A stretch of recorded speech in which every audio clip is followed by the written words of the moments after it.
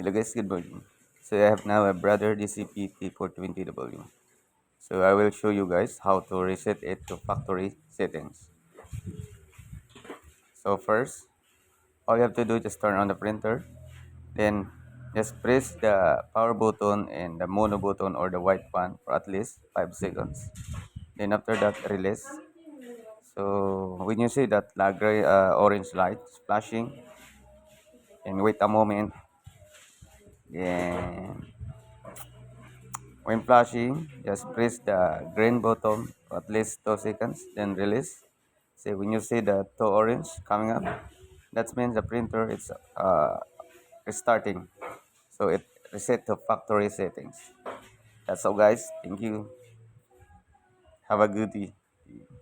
Don't forget to subscribe, then hit notification bell, like, comments if you have some questions. Thank you, guys.